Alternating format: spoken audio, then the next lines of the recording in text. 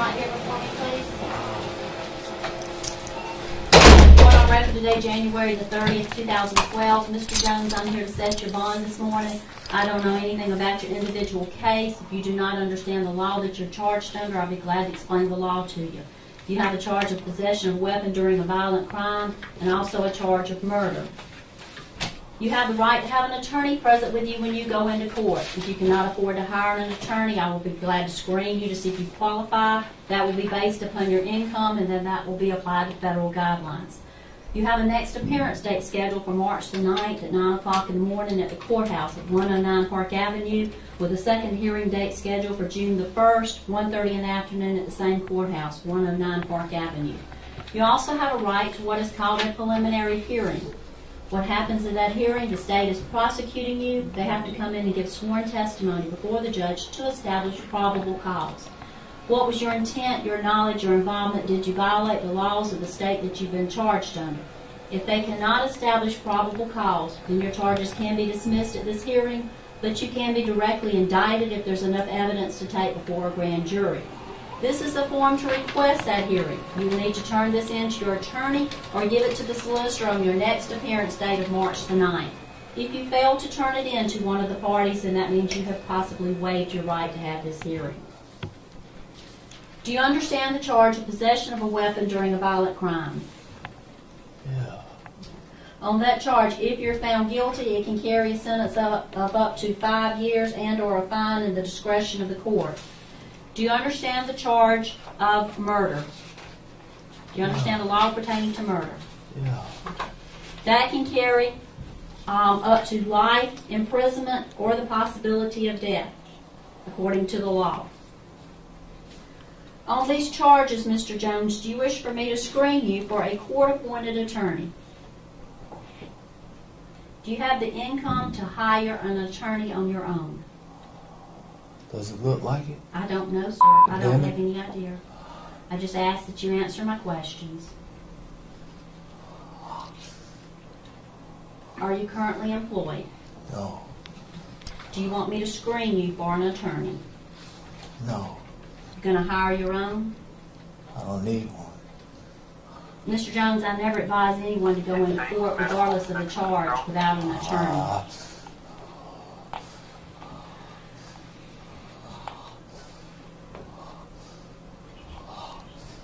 Do you want to be screened for an attorney? I don't care. Mr. Jones. You state at this time you are currently unemployed. I am going to pre-qualify you for a court-appointed attorney. Someone from the Mr. Jones, someone from the Public Defender's Office will come over and speak with you about your case. Now, on the charges of possession of a weapon during a violent crime, here's a copy of all your rights that I've gone over with you. If the charge is brought against you, if you're found not guilty, or if the charges are dismissed or no pros, then these can be expunged from your record, which means they can be erased from your record just like it never existed. Also, if you fail to appear at any of your court hearings, additional charges can be brought against you. Is your mailing address 324 Human Street in Batesburg? Yeah. Mr. Jones, this is your paperwork with your next appearance dates on it. It also tells you that I have pre-qualified you for a court-appointed attorney. I need you to sign that on the bottom line for me, and I will give you a copy of it.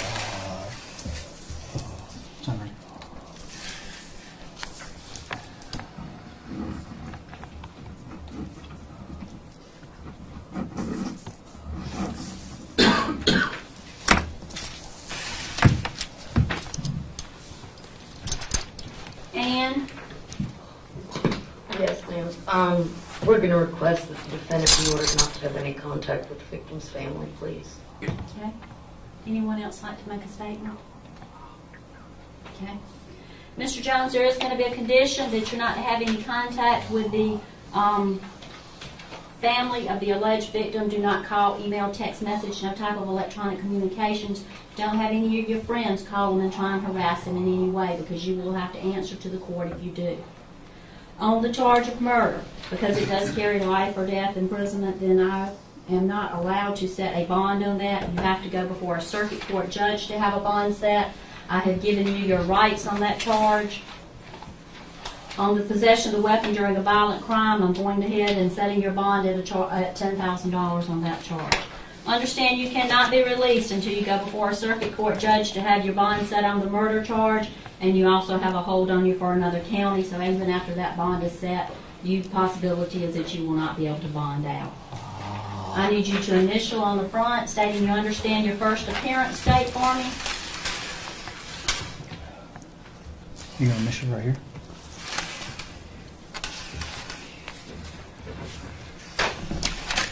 And sign the back across from your mailing address. Right here. Mr. Jones, do you have any questions pertaining to anything that I have told you thus far?